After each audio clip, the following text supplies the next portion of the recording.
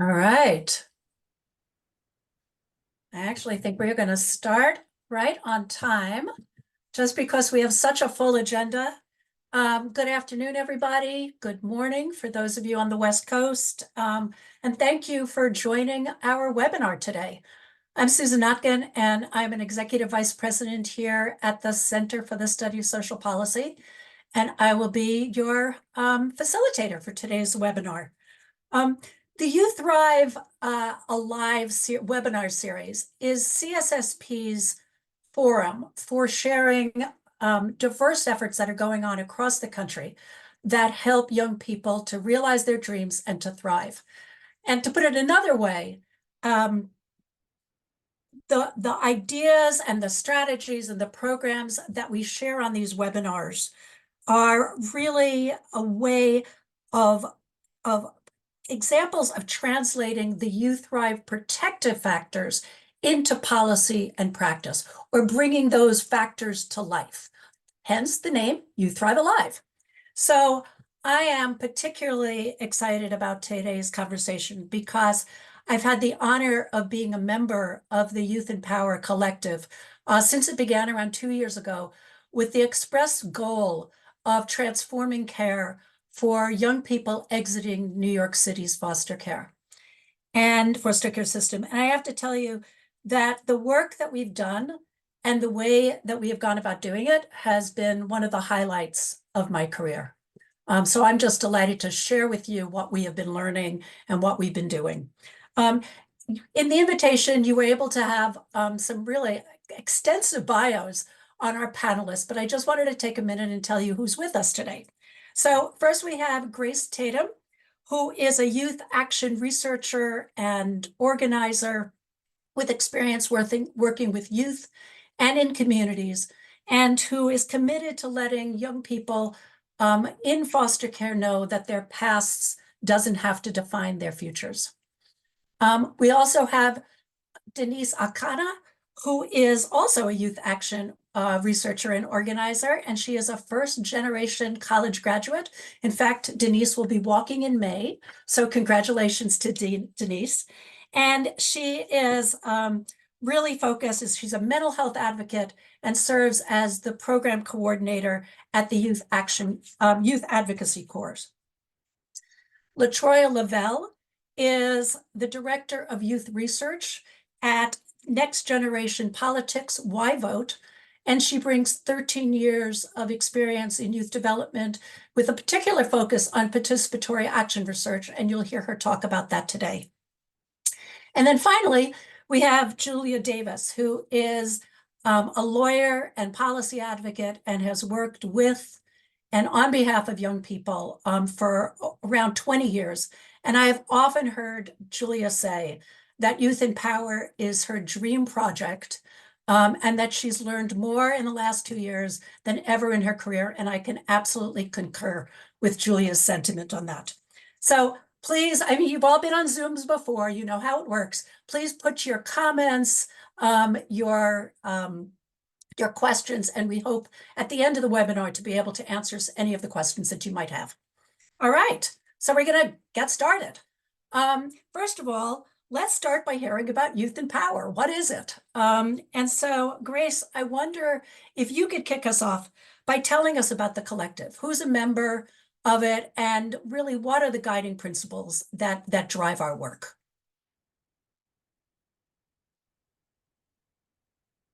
Sorry, no problem, Susan. Thank you so much. We are YouthNPower Transforming Care. We're a collective group of gifted leaders, teachers, researchers, organizers, policy advocates, and so much more. So our group consists of different expertise levels that we bring, and we come together for one common goal, which is to uplift the needs of young people and to bring healing and justice to young people who have experienced the foster care system. So our guiding principles for this work is: one, is to be responsive to young people that are transitioning out of care; two, shifting the narrative about youth in the foster care system and youth that's transitioning out; and three, reimagining what support and policy should look like for children, youth, and families in crisis. Thank you. Thank you, Grace. Denise, do you want to add anything to that? Yeah, definitely. I can talk more about, I can just add on to what Grace said about like who is doing this work, what we're passionate about. So a big thing that we emphasize throughout everything since the beginning, is this quote that we always say, which is nothing about us without us. So everyone who works on this in this collective as a youth action researcher or organizer, are all of us or most of us have like contact with CPS, ACS, that sort of thing as we've been growing up, if not directly in our communities or family members, that sort of thing, friends have been, in the system.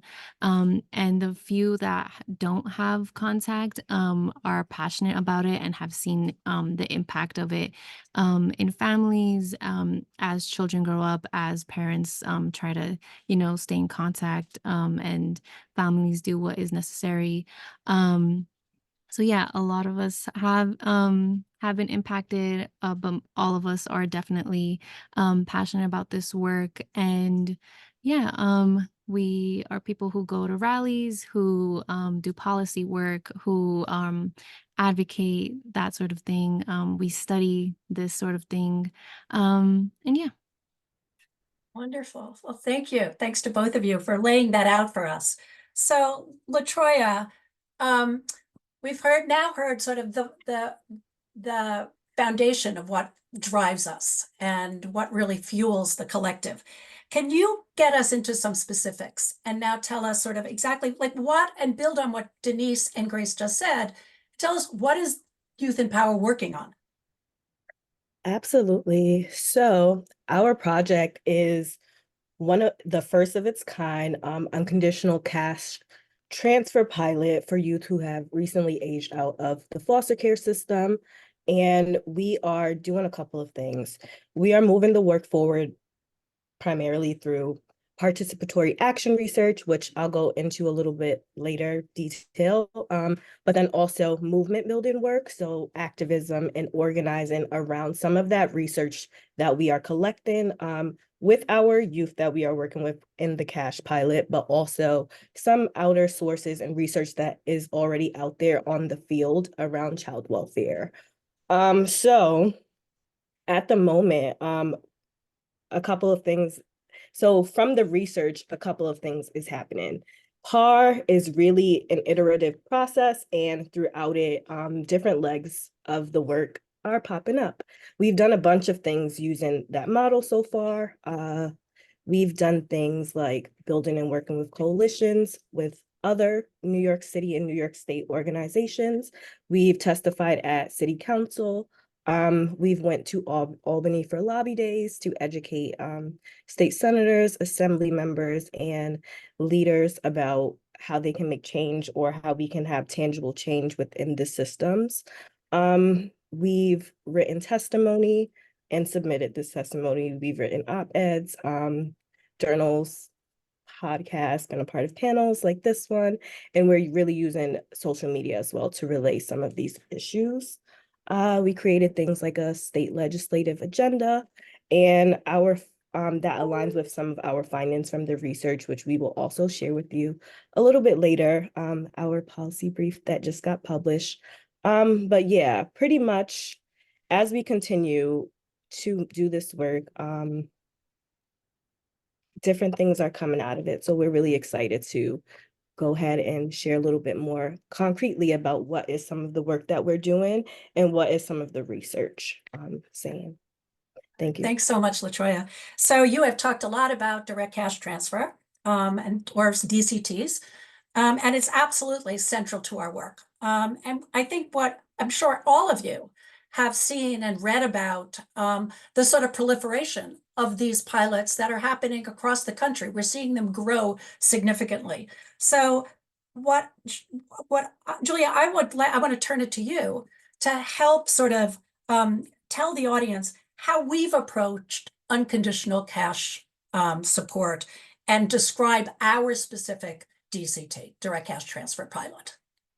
Absolutely. And I also want to shout out other Youth in Power collective members that are in the chat today. Thank you for being here. Thanks for supporting. We are a much bigger group than what you see here. When you look across this project, there are about 24 of us. And so we've really approached this work as a collective. And so that's an important place to start. We are the Children's Defense Fund, the Center for the Study of Social Policy, the City University of New York's Public Science Project, and New Yorkers for Children.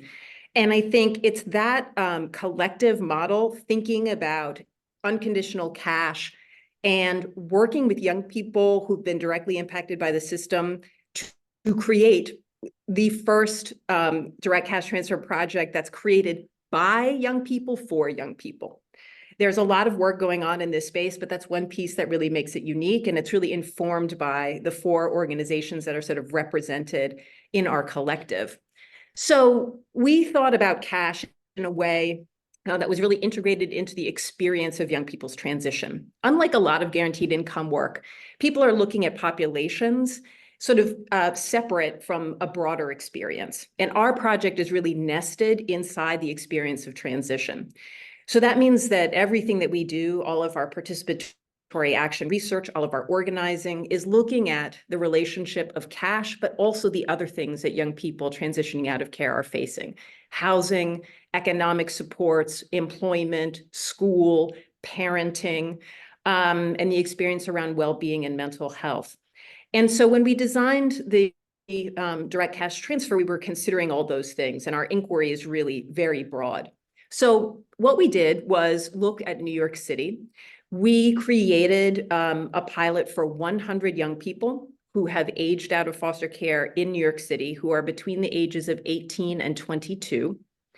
They had to be out of foster care in order to come into our research. So no longer in custody. And they had to be out for 6 months, because we didn't want to create an incentive for young people to voluntarily leave custody to join our project. And what they got, and we are now in the 10th month of this, is $1,000 per month, unconditional, for 12 months, no strings attached. And the project has a number of voluntary research components, because whenever we're giving an unconditional cash support, we can't make anything contingent on that. So everything that we do to bring young people into what we describe as collective knowledge building, shared knowledge building about the experience of transition and about the experience of unconditional cash, is really by invitation and welcoming young people into that work. And we'll hear more about sort of the attributes of that. Thank you. Thank you. And the question that just came up, Julia, which I think I know the answer, which was, can young people still be in extended foster care? And the answer was no, they cannot. Right? So. That's right. Everybody, some people may know that in New York, you can stay in care after the age of 21. We call that continuing care and support 21 plus. Young people had to be independent of the system, whether that was informal foster care or continuing care and support, in order to be eligible for our pilot. And to give you a sense, there are about 500 young people that age out of foster care in New York City every year. Our pilot is 100 young people spanning a couple of years, because we are looking at young people 18 to 22. Thanks for that question. Thanks, Julia. Thanks for that explanation. So, when I think about DCTs, one way to approach it is that we give them the check and then we do some research. I mean, that it's as simple as that. And what has really impressed me is about how the collective has really gone about caring for the young people, not just the ones that actually made it into the pilot, but even those that applied and were not selected to participate in the DCT.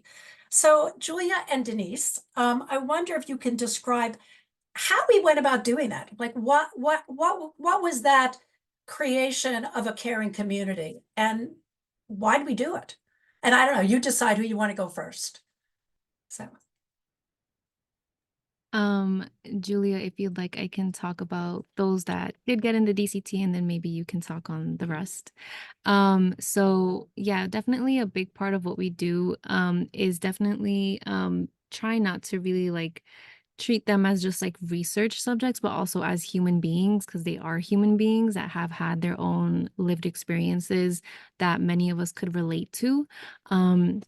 Maybe not 100%, but definitely, you know, there's overlap in like who we are, where we've grown up, what we've lived, things like that. So, ever since like the beginning of it, that's something that we've emphasized, that we want to form connections with these people. We want them to know who we are. We want to know who they are. We want to be able to attach a name to a face and them do the same with us. And I feel like we've really been able to do that. And we've been able to do that through, you know, letting them know if they need help and support in something personal, that we're there for them. If any like opportunities come up of things that they can participate in, or like job experiences, training programs, certificates, stuff like that, we definitely, you know, forward information. And in like the research methods that we do, like focus groups, it's all par work.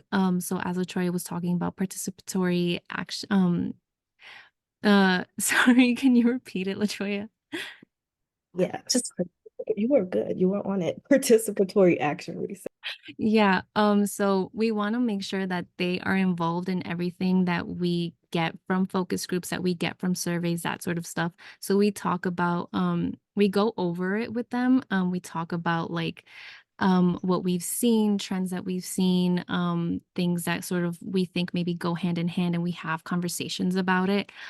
So we do that in a variety of ways. We had what we called a data blitz, where like, you know, we printed out the results of our first survey, and we broke up into groups, and we spoke about it, and really like important things came about in these conversations. And this has been sort of like a way that we've been practicing our research from the beginning. So we had welcome days where they got to know us, they got to know each other, and they've over like the past 10 months have formed bonds with each other and relationships. We've seen numbers exchanged, people leave out the door together that did not come in together. Yeah, so that's sort of like been what we've been doing, what we've been seeing. And yeah, I'll pass it on to Julie. And I will just point out for those listening with the Youth Thrive frame, so we're talking about social connections here, very much so. All right, Julia. Yes, yes. I mean, Denise is highlighting this recursive model of bringing things back to, like, who are we accountable to, right? We are accountable to the young people in our community, the young people in the DCT, young people are working with us. And so we bring our research back to them to help us interpret it. And when we do that, I think we're acknowledging a couple of parts of your question about self-determination and like who owns this collective knowledge building. And it's also a way of showing care, right? We are not here to extract, to take, we are here to share and to build together. And that was really, you know, these are really, when we're working on a pilot and we know we can't offer something to everyone, and we're working in a scarcity model because that is the way that we are operating, you know, throughout child welfare in a lot of ways. We need to own from the beginning, sort of talking about who we are and what our values were. So even before we opened the application for the direct cash transfer, we had been working on this for almost a year. We had been doing presentations in the community, answering questions, being really transparent about the opportunity and the limitations that we had in doing this work, and really trying to own all of that, the care that we needed to take with people that were going to apply, knowing that there would be people that we wouldn't be able to take. And also trying to honor the fact that people that were joining with us probably have a variety of different desires in that. You know, some of them really want the cash support. Some of them want to be doing movement building with us. Some of them want to be doing collective knowledge building with us. And we really needed to get to know folks in our project in order to be responsive to that. And the beautiful thing, I think, about our collective is we represent a lot of different types of wisdom. And so that we could change and adjust and build in ways that were responsive to what we were learning. So we had to say no to a lot of young people. And we did that in a very careful way, in a way that was responsive to individuals, That meant talking on the phone, not just sending, an email blast to people. It meant developing a resource guide that this collective created that sort of mapped the resources that we felt were really valuable for young people in New York City and sharing that. And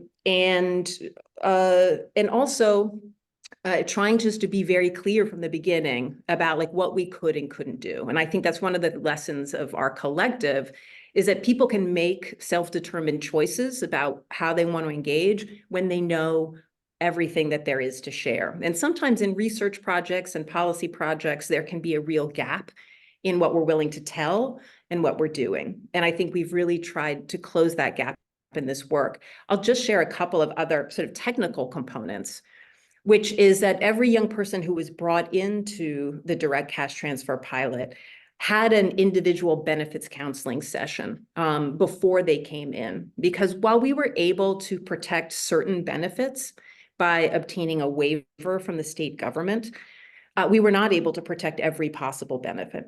And so every young person who was considering joining this project had a one-on-one to sort of look at their life and look at the risks and benefits associated with coming into the project. And that was a really important piece of this. Unfortunately, it's much harder than you think to give away unconditional cash because of this very punitive safety net system we have that operates for many young people aging out of foster care that are entitled to a number of different benefits. And so managing that process, creating a training and a way for young people to have their questions answered and then being available to have those conversations in an ongoing way is another way that we were trying to be accountable to the young people that were coming into our work, and also to show deep regard for them and care for the complexity of their lives. Thank you so much. And we are so many questions, but I'm going to try to hold some of them we're going to get to in the course of the conversation, and I'll plug them in where it's appropriate. I'm definitely keeping a list, and we will be able to address those once at the end of the panel. So thank you. Keep those questions coming. So now what I want to do is turn our attention to the research that's accompanied the pilot. And as LaTroya said, we chose to sort of base our research methods on participatory action research. Big question that's come out, LaTroya, what is that? And sort of why did the collective decide to go in that direction? So describe the methods of participatory action research for us. Yes. So a couple of things that you were hearing from out of what Denise and both Julia were sharing with you really reflects some of those principles of what PAR is. So participatory action research is really a research model that recognizes the lived experiences of people within systems as expertise within the research. So those people should be there to help guide the research inquiry, design the research, and help interpret that research. Traditional research models can be elitist a little bit in that the people that's running that research, receiving that research, reporting out are the ones that are benefiting from it, even if they aren't the people that are directly impacted by the research that is being done. That feels really harmful. So pretty much the people who are usually like in charge of this traditional model of research, they are removed from the life experiences that they are researching, and they're making judgment without or on behalf of research recipients.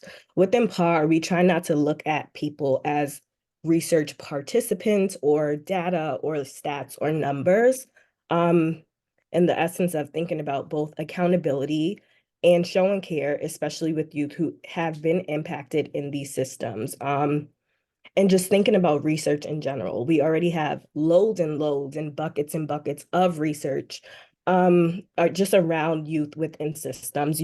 We have research. There's lots of research out there. If you have a question, you can find the answer to it. So when we do this research, we really have to think about how are we doing this in a way that is different? How are we answering and filling in some of the gaps in the research? And how do we make this actionable where we're not just reporting out on it, we're trying to make some systematic change.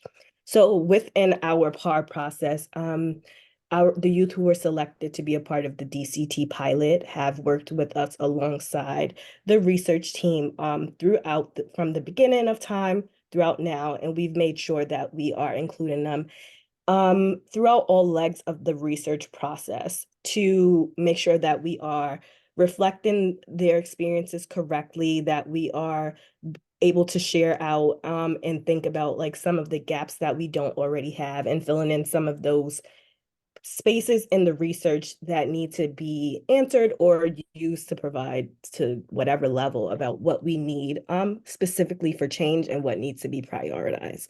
So as Denise was mentioning, a core principle of PAR really is no research without us, no research about us without us.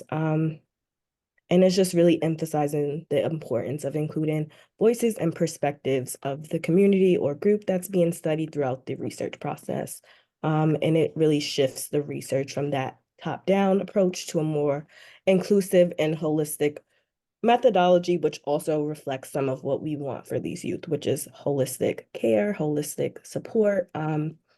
Yeah, and I specifically think that PAR really is a unique way to do policy work. And we'll talk a little bit more about that as we go, but really, and to help like share education and resources, which we have been doing through things like our community days or like our data blitz events. All of our events really is thinking about like how we do collaborative work and how we work in collaboration with others.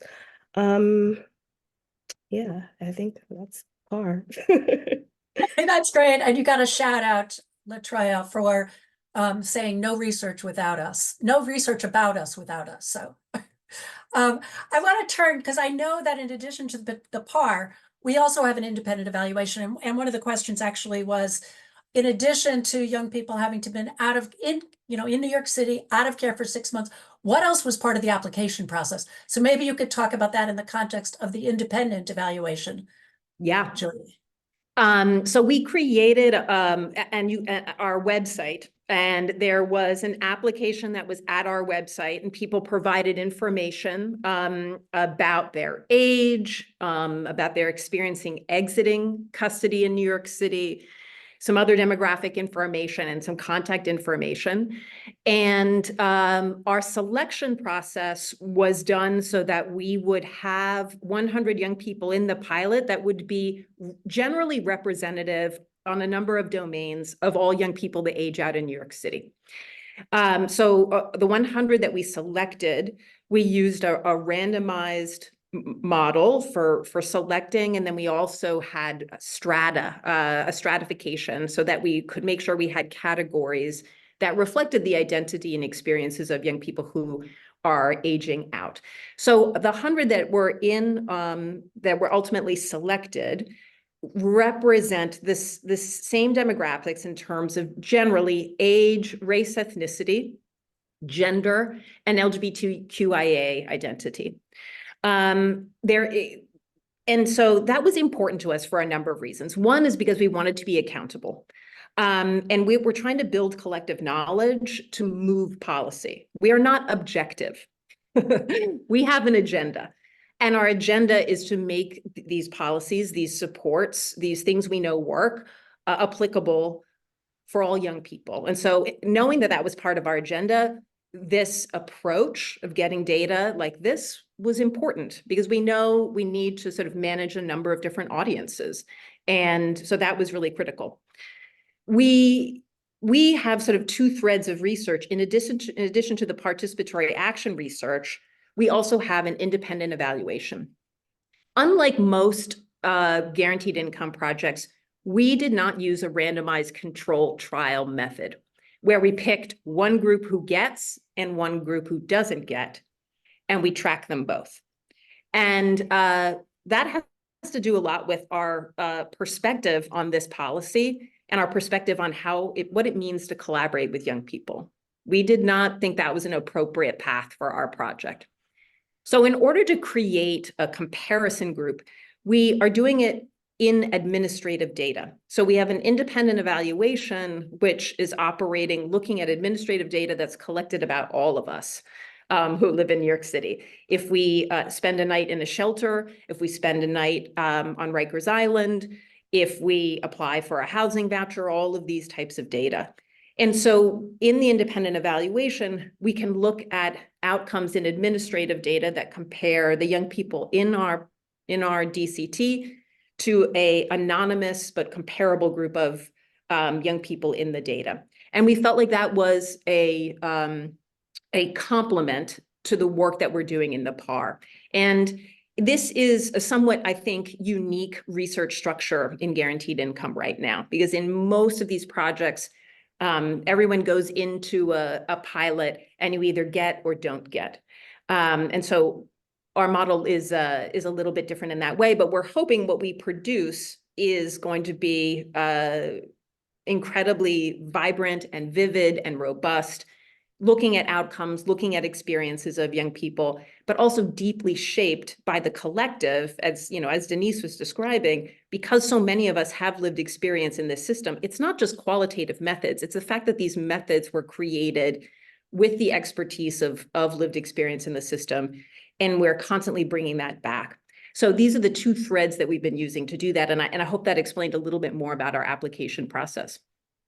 And I think that, the selection of, not using a randomized control approach really reflects also our values. We're not giving up vigor and rigorous, evaluation techniques, but we're doing it according to our values about how we think about working with young people. Okay, so thank you. Thank you both for that. So now let's dig into the research.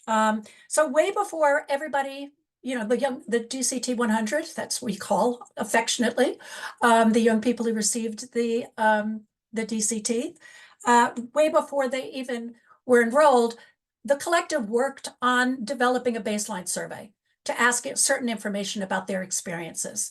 It was based on our lived experience. It was definitely based on our expertise in survey development and policy. We worked together to create a baseline survey that was given to young people at that welcome day that Denise had mentioned, which was there before they even got their first check.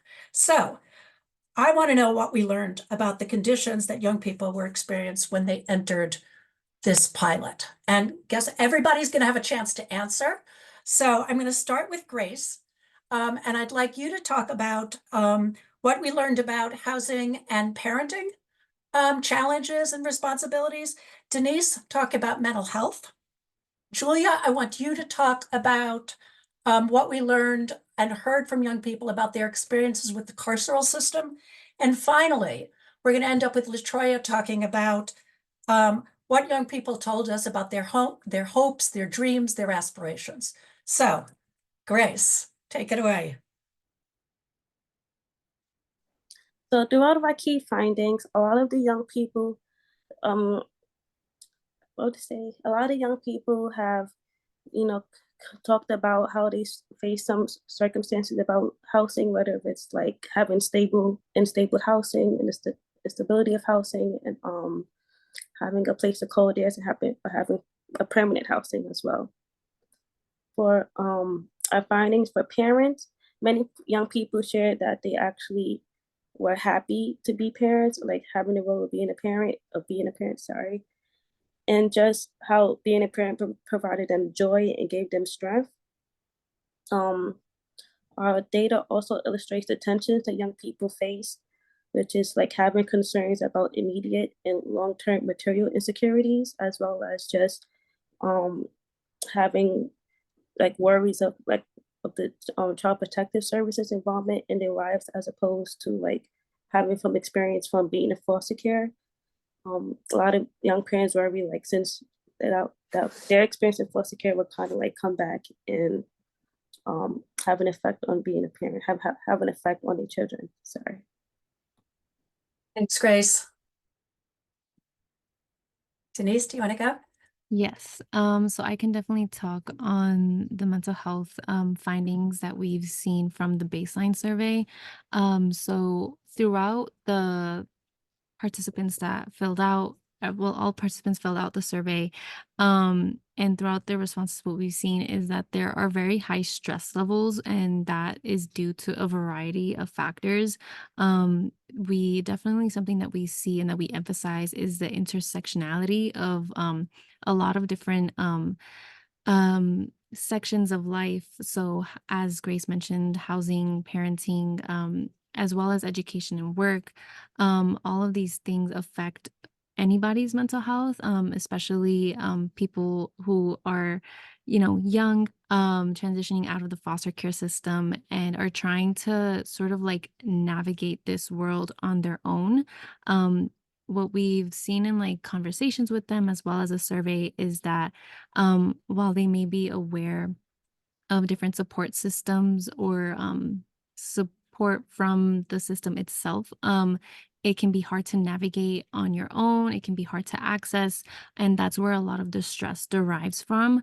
And yes, so other results that we've seen regarding mental health is their connection to um, community, their connection to family, friends. Something interesting that we saw in results is that many of them are more than willing to, help out neighbors, help out friends, help out family members, but their confidence in that those same people will be able to or are willing to help them out when they're struggling, whether it be financially or emotionally or mentally, even physically. Their confidence in that is not the same. Their confidence in that is low. And so that definitely has effects on mental health. And yes, I'm trying to see if anything else stands out. But it's definitely something that we are continuing to investigate in surveys, in conversations with them, in interviews. Yes, I'll pass it to Julia. Okay, thanks, Denise. Thanks, Denise. And I will just say, I'm seeing some of the things popping up in the chat. We are going to drop a link to our first issue brief that has all of the data from the baseline survey. It has a lengthy section on our methodology. So a lot of the questions you may have about sort of the technical pieces of our methodology will be answered there. But just wanted to share with regard to policing. What we saw was half of the young people in our DCT had at least one negative interaction with police in the last year. We coded those negative interactions as being stopped and questioned, being arrested, being spoken to or harassed, spoken to disrespectfully or harassed, being held in jail, prison, or detention, being stopped and patted down and searched, being threatened with violence or force by police, being the subject of police making a racial or ethnic slur, being physically hurt or injured by police, or reporting that police broke, took, or damaged property. So we know our young people are highly over-policed. And they experience that not only in terms of like the formal NYPD apparatus in New York City, but they experience that policing and surveillance in lots of different parts of their life, because that is really part of a condition of having to navigate the public systems that operate, that are the way that we traditionally support young people. These are systems really built for first adults, and these systems are generally pretty hostile and difficult to navigate. So this feeling of policing and surveillance is really is a very deep and pervasive one. And so, as we're thinking about cash as one piece, we're also thinking about cash in the context of this broader experience of transition in New York City, what it means to be a young adult navigating these spaces, these conditions, and these systems. And so it's an important piece of the report and an important part of the findings that we're thinking through. Let me pass it to LaTroya to tell you a little bit about some of the more positive pieces coming through. So I feel like some of the more positive pieces that do come through, they really reflect, one, all that research that I stated before is already out there. Two, really that what our youth who are transitioning out of care, what their hopes and desires look like for both themselves and their family, really are things that we all should have for general well-being. So they want meaningful work and career opportunities. They don't just want to be placed into these minimum wage jobs. They want to see pathways for themselves through internships, through new career opportunities. They want to learn what's out there for them. In addition to that, they need education and academic support. They want affordable, safe housing. But more importantly, within housing, they want choice with their housing. Many times youth who are transitioning out of care, they don't have that choice. They're just placed, and they don't want that. So they desire to live in spaces that are safe, that they can afford, where they can build community. They want resources that are accessible for their healing and their mental health and their general well-being for both themselves and their children and their families, the people directly around them. They want support as they're emerging into adulthood. When you think about youth who are transitioning out of care, what we really have to think about is that these youth don't have traditional family situations where, when you think about it, if you have your family, you're not in care, your parents or your guardian is responsible for how you emerge into adulthood and setting you up for success. So children who are under care by the government should step in to be the role of their parents. And that includes things like less punitive measures.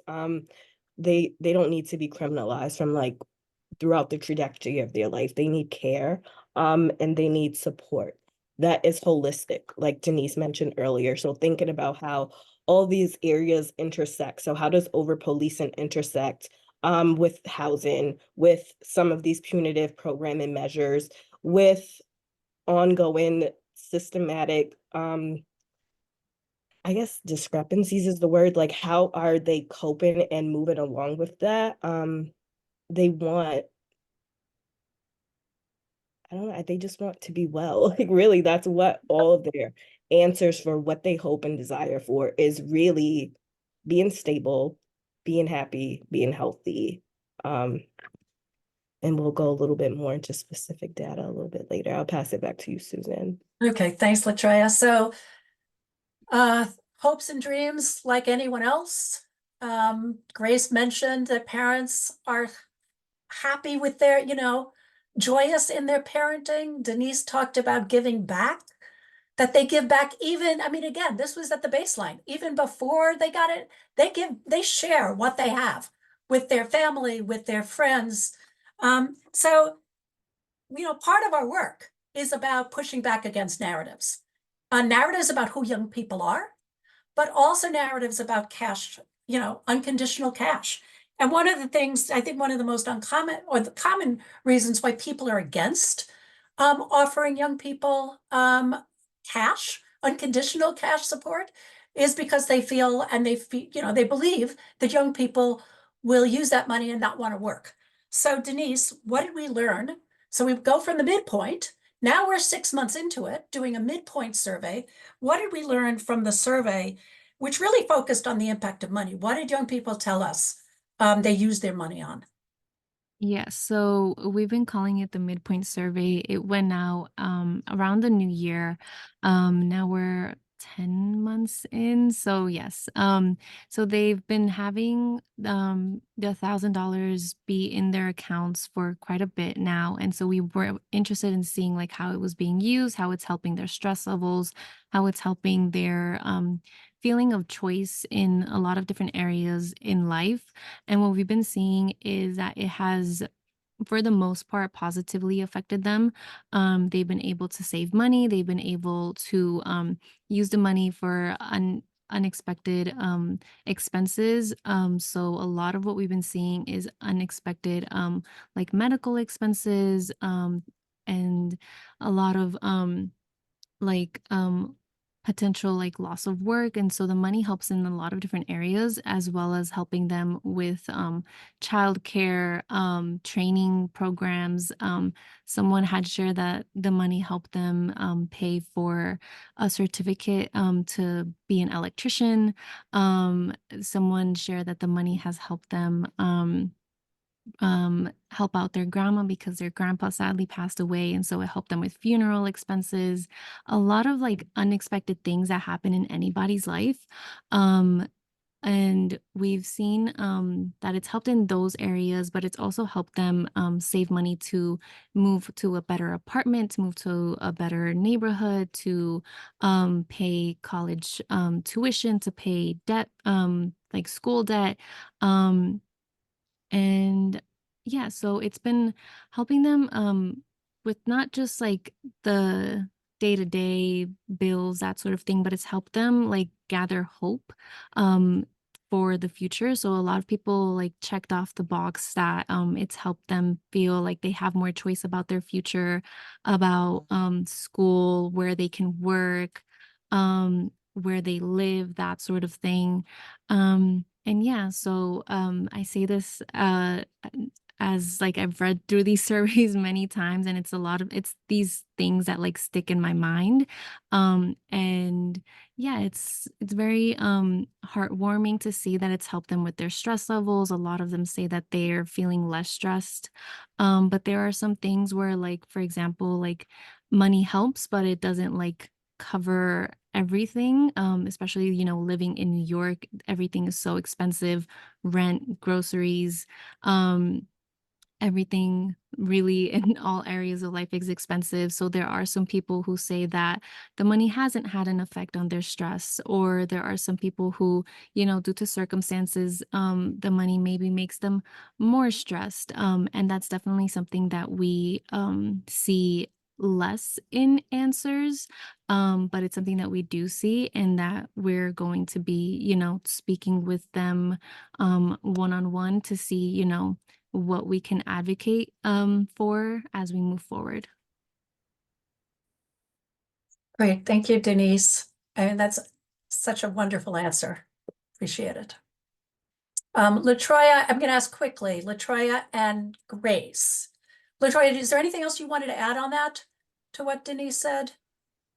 I really think Denise nailed it. So pretty much our midpoint findings really just reify some of the things that we surfaced up in our first survey. So just thinking about like what youth are using money for, like most of them are using it for like day-to-day, everyday like expenses that would create like a challenge or a barrier if you don't have enough financial support for. So there are things like rent. 60% of our DCT have used the money for rent, back payments, things like that. 84% have used it for food and just supplementing food for their households. 44% for their children's needs. And 56% say that they're using the money to help family and friends. So though it's not a large amount of money, they're still finding the kindness of their hearts to help the people around them. Yeah, so really our midpoint data allows us to just understand more concretely what some of the nuances are within the needs prioritization for this demographic. So our first survey, youth were really feeling like a high level of financial instability, but midway through, like with that extra like boost of money, 53% are saying that it made them feel more financially stable. 24% are saying that the money made them feel stable because the payments, wait, sorry, scratch that. I like a bunch of typos there. That's all right. I think that's Yeah, but really recipients are just using the money to repay school debt, saving for apartments and cars, providing support to friends and family, enrolling in job programs and trainings, stocking their houses with essentials, initiating and sustaining their small businesses. Some are joining trade schools, and really all are ensuring the financial well-being of their children. So with that, I want to go to Grace, right? You were just going to do it, right, Retria? Grace, talk about, because you talked about parenting at the beginning. What are we hearing about, how people are using cash on behalf of their families and their kids? On behalf of their families and their kids, a lot of the young people was able actually to help out their families and friends. They go cover their children expenses, food, childcare, cover emergencies. I even take their children out sometimes, probably celebrate a birthday or so. Yeah, this covered daily living expenses. A lot of also this felt like some of the stress levels have also decreased as Latoya and Denise mentioned. But however, they also was made it kind of clear that even though the money supportive is still not enough, and a lot of young adults also like just wanted more for themselves overall. A lot of like Latoya mentioned, either getting new skills, wanting to continue working, invest in a business, wanted to save for a house, and so on. Amazing, amazing information that the three of you covered. So thank you. So we're learning, obviously, and I think a lot of other pilots are learning sort of what's the impact of money. And what we're seeing is that, I think there's a growing body of work and evidence documenting the positive impacts that you've just reported on young people who are beneficiaries and participating in a direct cash transfer and getting unconditional cash. What we're seeing is that it's definitely an emergent policy and shows real possibility for helping think about what do we owe young people in transition. So Julia, what would you say to the people who are either like participating in a direct cash transfer or thinking about starting one and launching a pilot? What have we learned that you wanted to share? So. I think that one of the key pieces that I think makes our work so exciting and different is starting with this collective and starting with really clear thinking about accountability, who we're here for and what we're trying to do. And I think building this research is also building this policy. And if we are building policy together, because many of us want to move from sort of pilot to policy, we need to have the communities directly impacted by these policies in this work from the beginning, designing this work with us, interpreting this work with us, understanding how to carry it into community and do movement building.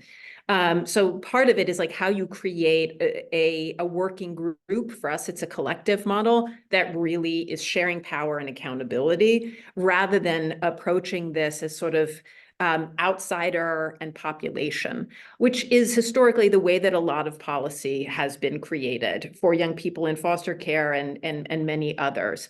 So one thing to uplift is like how you create partnerships to create this kind of new model of working together.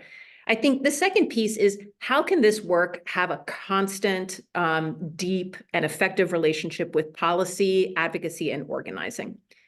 We are sharing with you today research that in most direct cash transfer projects would not be shared until the very end, right? People sort of hold their baseline data and wait till they have their second piece of data, wait till all their findings are ready to go.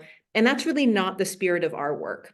Because we've taken a participatory action approach, because we're looking at cash in the context of the experience of young people in transition, which implicates housing, the criminal legal system, the economic systems and programs for young people, there's work that we should be doing on that right now, all of us. And so by building knowledge that we can quickly translate into that work right now, sharing it with you, sharing it with lawmakers, taking this information to bolster other campaign work, I think that's also something to consider. By building this work around active organizing and advocacy means we don't have to wait. We don't have to wait till all the data are in and all of our reports are done. But you need to build an apparatus for that. You need to build a mechanism for making sure that all of this work is living in the world and is being shared with other advocates and is building power in community around all the things that young people need. Because while cash certainly looks like a very promising and powerful support, you've been hearing from LaTroya and Denise and Grace and Susan that we know that's not the only answer. And so we need to be fighting for and doing deep organizing and policy work around all the things that young people need. And we need to be harmonizing that with our strategy around cash. So those are two pieces that I would uplift, but there are probably many others that could come from this group. Anyone want to jump in, or should we go to the last question? All right, I'll build off of what you just said, Julia, because obviously, and Julia just said it, we know that as important as cash is, and it is absolutely critical, it's not sufficient. And it's not sufficient, particularly as a single policy agenda to improve the lives of young people transitioning out of care. So, Denise, what else other than cash does, in fact, our research tell us young people need? Yeah, definitely. So, what we've been seeing a lot, is that young people who are transitioning out of foster care want, to be able to, connect with each other and connect with, other organizations in the community, that are offering assistance or just offering a space to be able to share their experiences and to be able to work towards change in the system and um in the law, in policy making, all of these things. um they have Many of them have a passion to do this work, this advocacy work, go to rallies, speak with elected officials, to talk about what they want, what they need, and what they have observed in their lives and in others, that needs change. um so that's what we've been seeing. But the money is definitely, it's a big part and it's definitely helpful. And what we've been seeing and what we've been talking about as a group is that, it seeps into other areas of life, but it's not enough. And as like LaTroya has been saying, as Julia has been saying, as Grace has been saying, they want to sort of like have purpose in like feel like they have purpose in like careers and jobs and not just have, like gigs essentially, which is a lot of time what they've shared with us that they're offered or that they are given. They want to be able to put their energy and passion, and day-to-day life into change and into things that they're attracted to. They don't just want to be working in security. They want to be making art. They want to be studying. They want to be going to school. They want a lot of different things that a lot of times I feel there are many barriers to them getting access to. And yeah, it's a lot of factors in life and in the world, but it's definitely something that bit by bit all of us, with their help, can work towards too. Thank you, Denise. Anyone else want to jump in on that question? I'm going to have one more question that I'm going to do, and then we're going to turn to the questions in the chat. But anyone else want to add anything to what Denise just said? Yeah, I think just quickly, really the DCT money, it's ending, but throughout the year, it has really helped the youth be able to mitigate some of the barriers to access for some of these normal life things that people just need to live well. So it has helped like alleviate some of those multifaceted challenges. However, like as they mentioned, it isn't enough. Money is never enough. It's just like a first step. So after providing financial assistance or economic help, how are we making sure that youth are well mentally, that they're receiving education, that they are housed and stable, and that they are able to support both themselves and their families? Thanks, LaTroya. Anyone else? It's fine. It's fine. You've all spoken. You've given us so much information. So I'm going to end with moving in a little bit different direction. So I hope that the folks that have been on the phone, that have joined us for the webinar, you've heard us I'm going to go back to our Youth Thrive protective and promotive factors, the 5. And you've heard us talk about cash, obviously, concrete supports in times of need. Cash as a perfect example about that.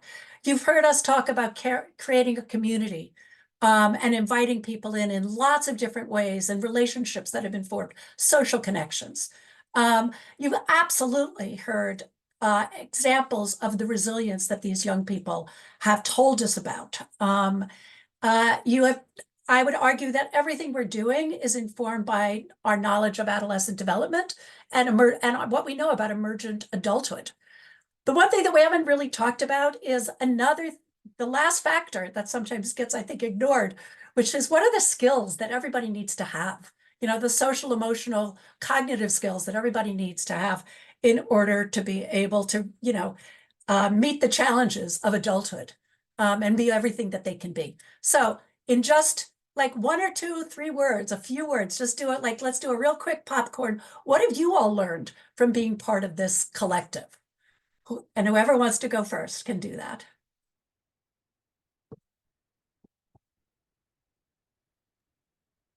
I can, oh, sorry, Julie, I saw you unmuted. No.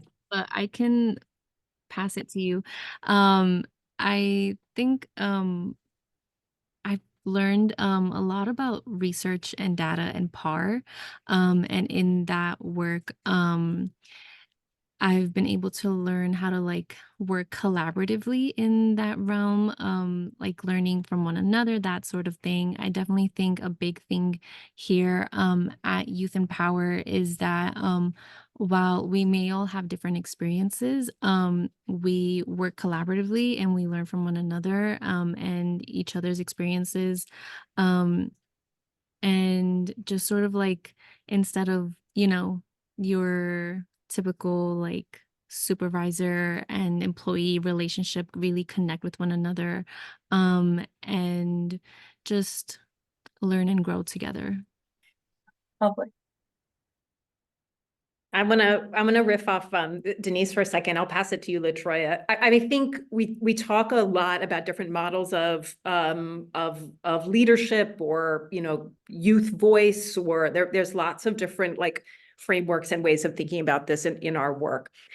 And I think what Youth and Power does and is an intergenerational partnership, intergenerational knowledge sharing, intergenerational mentoring and wisdom sharing, and we create that through deep and long-term relationships, right? We've been at this for 2 years. We spent a year together before we even opened this direct cash transfer pilot up.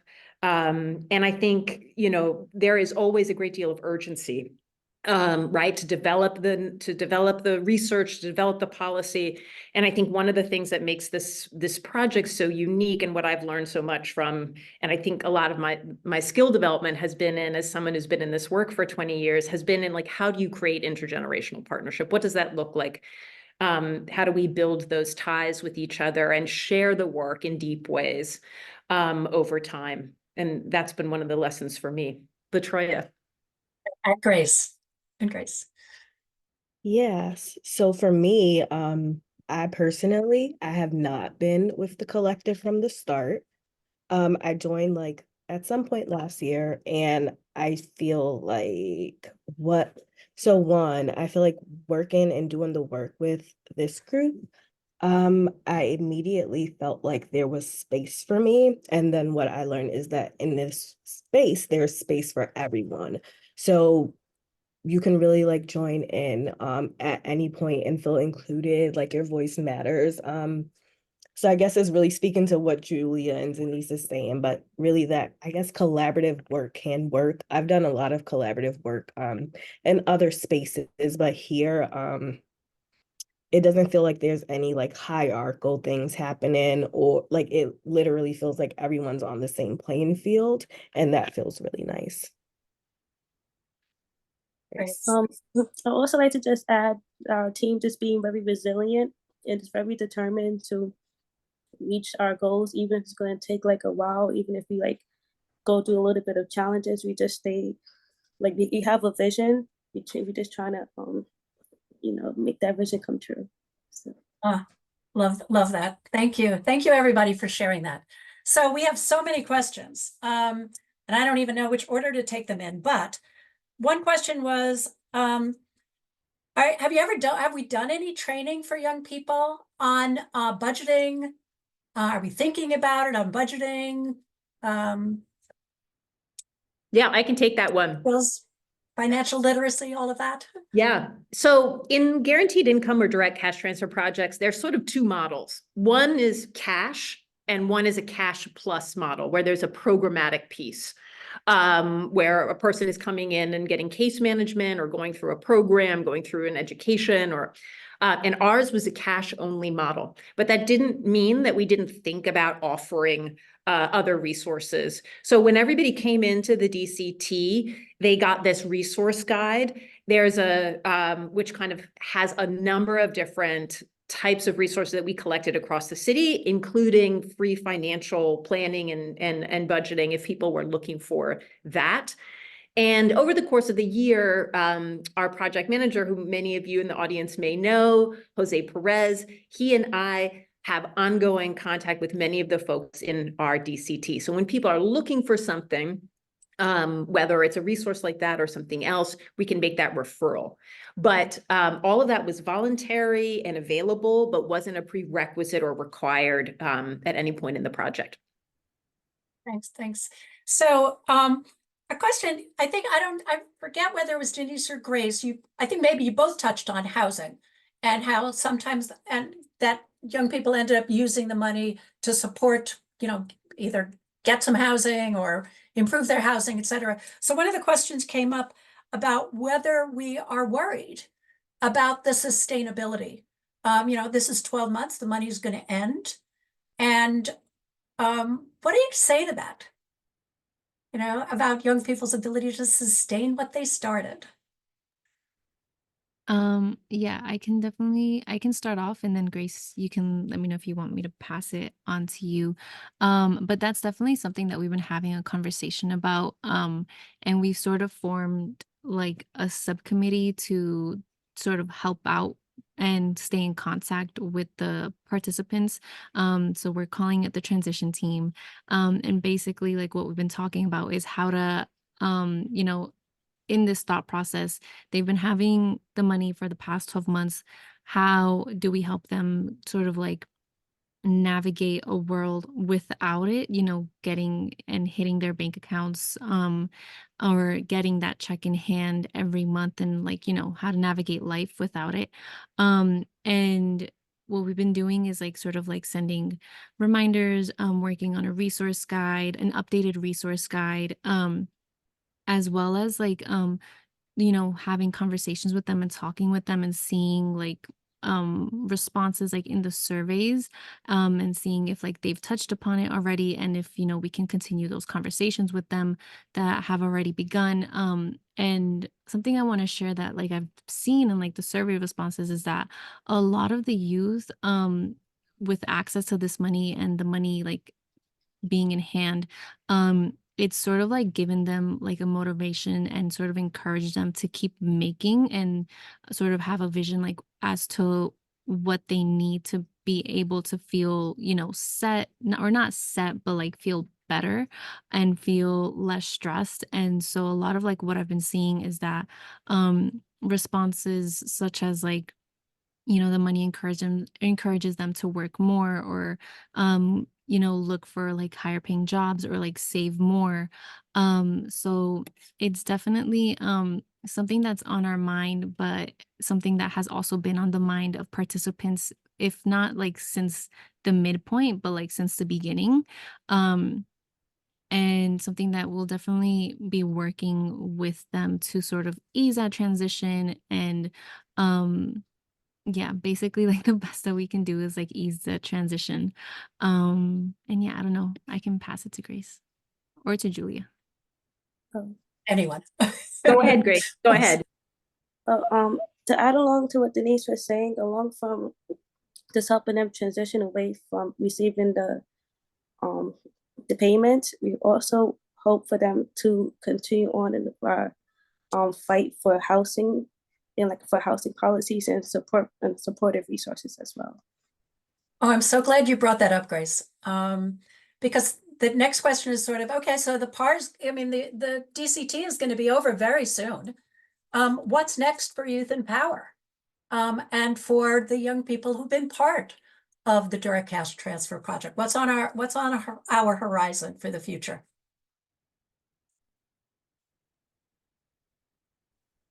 So I can take this one. The pilot is ending, but that doesn't mean that the work is ending. So Yes. really the pilot has helped us like further gather what insights we need to push this movement forward. So just we're in phases of thinking about what do we do when we're finished with the transition of the actual DCT money? And that's no longer a thing. So we're really making sure we're, as Denise and Grace both mentioned, setting youth up for success. But we did a lot of work. So everyone's done a lot of work and it can't just like lay flat there. So we're thinking about how we use this to inform and support other policies, how we use this to connect with other orgs who have been doing similar work to help amplify their calls to action, and just thinking about new calls to action that we can create with our research and really reaching as many people as possible. Like, how can we use what we have and what we collected to take action and not have this process be replicative of some of the other research processes that has already happened? And we're not abandoning our DCT. So the year is over, the pilot is finished, the money is finished, but we are still thinking of ways to continue to fold them into the work, whether that's the policy work, which we're ironing out, or the activism and organizing work, or just thinking about within this space, like as Denise was sharing earlier, like we are teachers and people with lived experience and professors and lawyers. There's space for everyone. So really thinking about like how we can fit in as many people as possible if they want to continue to work with us. And the youth really do seem interested and continue to move forward with us. The money's ending, but they're really all resilient. They didn't have the money before the year started and they were figuring it out. So they're going to figure it out and we're going to be here alongside to help support them figure it out while we try to push some movement. Well, thanks, LaToya. And one of the things that has been amazing throughout is that young people have reached out to us, how can I get involved? How can I participate in this? Where can I show up? And so just like we started this project with our onboarding days and our welcome days, we are going to be transitioning, ending this part of the project with our What Next days, which will be in May and June, where we will be laying out a slew of opportunities for young people to be able to stay involved, to get engaged, and be part of the movement to transform care for young people in foster care in New York City and throughout the country. So with that, we are right on time. I want to thank our amazing audience and I also for your fabulous questions. And I also want to thank my esteemed and dear colleagues in YouthNPower. I think you really told the story of what is needed to make a difference for young people. So thank you, each and every one of you. And with that, have a good day, everybody. Thank you, everybody. Thank you, Susan. Thank you for being part of today. Thank you. You're getting a lot of love in the chat. So Love it. Love it.